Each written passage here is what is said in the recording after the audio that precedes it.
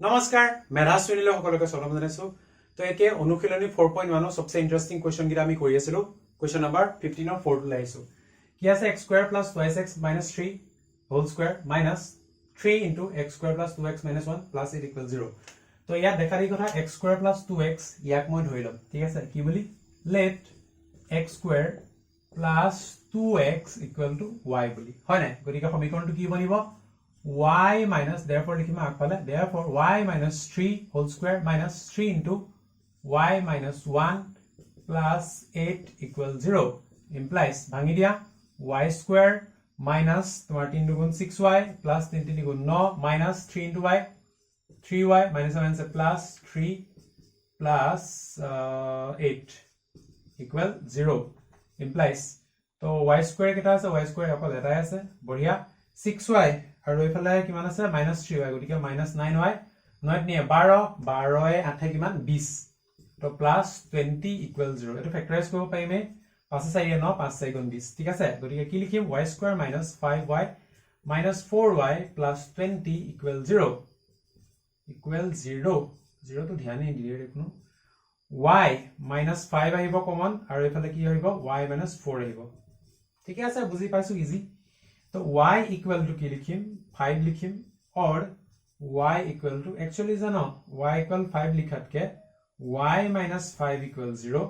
আৰু y minus 4 equal 0 लिखो ठीक আছে কাৰণ এফালে x square plus 2x আছে পিছত দিনো রাইট সাইডে লৈ আহিব লাগিব গতিকে x square plus 2x minus 5 equal 0 আৰু এফালে আহিব x square minus x square plus 2x minus 4 equal 0 গটিকে দুইটাই দ্বিঘাত সূত্ৰত পাতি দিম প্ৰথমতে এটো এখিনিত কৰিছো হা প্ৰথমতে এখিনিত কৰিছো কিমান হ'ব implies x equal to minus b মানে -2 plus minus root over b square মানে 2 square মানে 4 minus 4ac তো minus minus plus গটিকে 4ac 4 5 গুণ 20 divided by কিমান divided by twice মানে 2 ঠিক আছে গটিকে কি লিখিম x equal to -2 plus minus 4 plus তোমার 20 কিমান হ'ব 24 আৰু 24 ক এটো 24 দেখা দি কথা হয়নে 24 ক যদি তুমি ভাঙা কিমান হ'ব 24 মানে কিমান তোমাৰ 2 দুগুণ 4 4 দুগুণ 8 8 3 গুণ 24 মানে কি হ'ব 2 স্কয়ার into 2 into 3 তো আলটিমেটলি 2 টু বাহিৰত আহিব আৰু 6 টু ভিতৰত থাকি যাব ঠিক আছে ন হয় divided by 2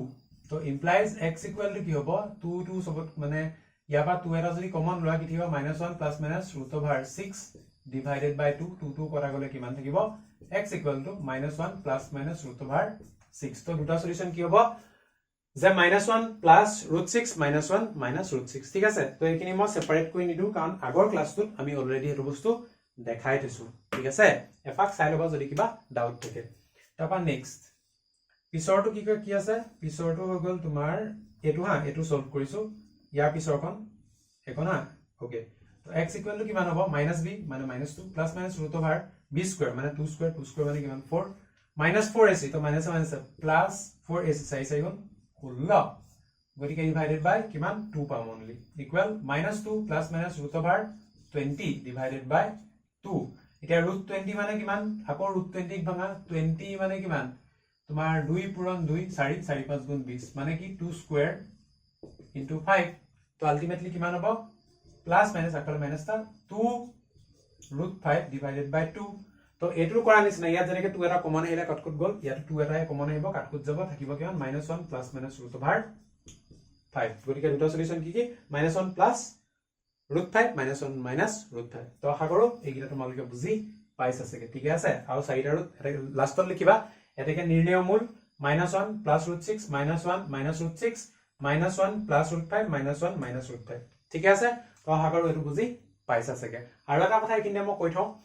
তোমালোকে বস্তুখিনি কোনটো ইজিলি বুজি পাইছা কোনটো ইজিলি বুজি পোৱা নাই হেতু আমাক কমেন্ট বক্সত জনাবা তেতিয়া কি হ'ব মানে আমি যেটো বস্তু তোমালোকে বুজি পোৱা নাই সেই তেনেকুৱা বস্তুবিলাক ধ্যান ৰাখি পেলাই নেক্সট টাইম যেতিয়া ভিডিও বনাম সেইখনি একৰ্ডিং তোমালোক বস্তুখিনি আমি বুজাবলৈ চেষ্টা কৰিম আৰু ইয়াত কি হয় ম্যাথছ বুজাওতে এটা বস্তু মানে কি হয় আমি কিছুমান বস্তু ধৰি লওঁ যে এখিনিটো লছলে পাইবই মানে কেতিয়াবা কিবা ডাউট থাকে কিছুমানৰ তো হেখিনি দৰকাৰ হলে কৈ দিম মানে বেছিটো হলে ইমানটো নোৱাৰি একেবাৰে বেসিক লেভেল হলেতো নোৱাৰি কিন্তু কিছুমান আমি কৈ দিব পাৰি মানে ঠিক আছে যদি কিবা বস্তু এক্সপ্লেইন কমকে কৰা আছে এটো কমেন্ট বক্সত জনাই দিবা ঠিক আছে বাৰু পিছত লাইছো নেক্সট কোৱেশ্চন নম্বৰ 5 কি আছে ইমান ইকুৱেল টু ইমান তো x স্কয়াৰ - 5x ইয়াত আছে x স্কয়াৰ - 5x তো আমি ধৰিলো y = x স্কয়াৰ - 5x বুলি তো এটাকে কোৱেশ্চনটো কি বনিব y + 10 = 5 * √y + 4 আমাক ৰুটটো নালাগে গতিকে আমি দুইটা সাইড কি কৰিম হোল স্কয়াৰ তো y + 10 হোল স্কয়াৰ + 5 √y + 4 এই গুটেটো হোল স্কয়াৰ তোমালোকে y আৰু 4 টো একদম ধ্যান ৰাখিবা দেই কিবা দেখিবলৈ কি হৈ যায় বাৰু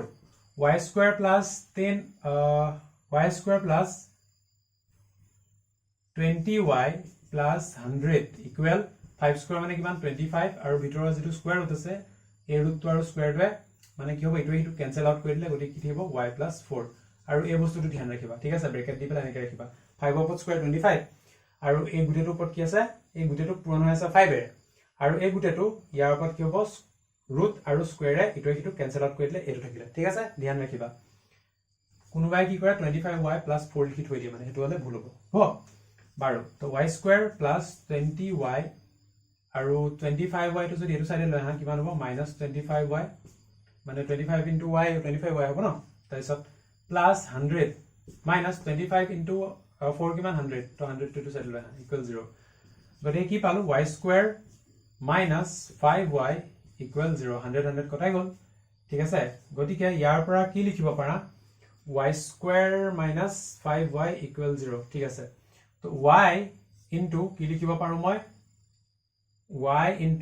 y - 5 = 0 গতিকে y = 0 or y - 5 = 0 ঠিক আছে এতিয়া y = 0 y জায়গাত মই কি লিখিব পাৰো x square - 5x x square - 5x = 0 লিখিলো ঠিক আছে এটো আহিবনে এটো আহি যাব গতিকে ইয়াৰ আকৌ কি হ'ব মই লিখিব পাৰো x * x - 5 = 0 ঠিক আছে আৰু এক লাইন আহি যাব ঠিক আছে গতিকে মই ইয়াত কি লিখিব পাৰো যে x = 0 or x = 5 লিখিব পাৰো ঠিক আছে হ'ব বুজি পাম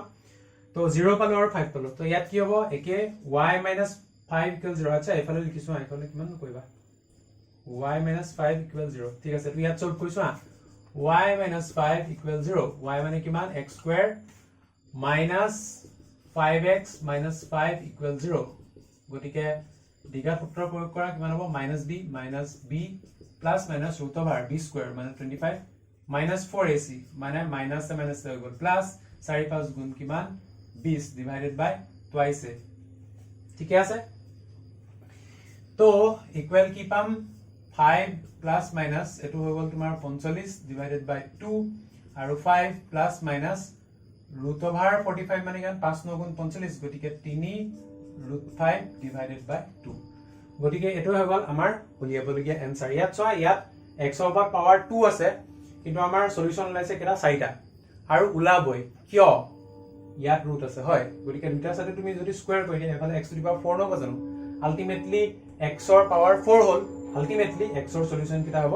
4টা হ'ব ঠিক আছে বুজি পাইছো সো এইটো ভিডিওত ইমানে